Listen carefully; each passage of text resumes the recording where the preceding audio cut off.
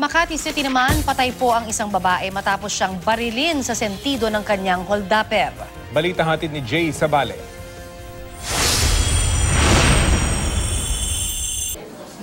Ilang hakbang na lang bago makarating sa kanyang tirahan na biktima pa ng robbery hold-up at napatay si Catalina Aguas bandang alas 4 ng madaling araw sa Copernico Street, Barangay San Isidro, Makati. Ito na raw ang ikalawang beses na na-hold up ang biktima, pero noong una ay hindi nagtagumpay ang mga kawatan at nakauwi siya na matiwasay. Pero kaninang umaga, nanlaban si Catalina, kaya binaril siya sa sentido na agad niyang ikinamatay. Kwento ng kanyang pamangkin habang nasa harap siya ng kanilang bahay, napansin niyang may dumaang motorsiklo. Maya-maya lang may narinig siyang sigaw ng babae. Sumunod dito, ang putok ng baril.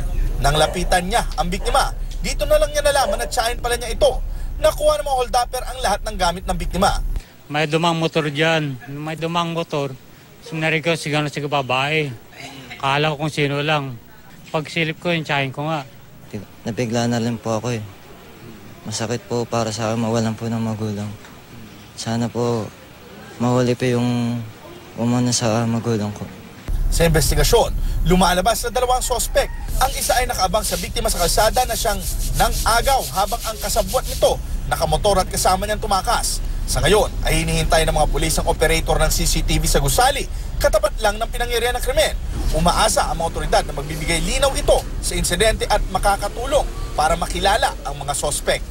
Jay Sabale, GMA News.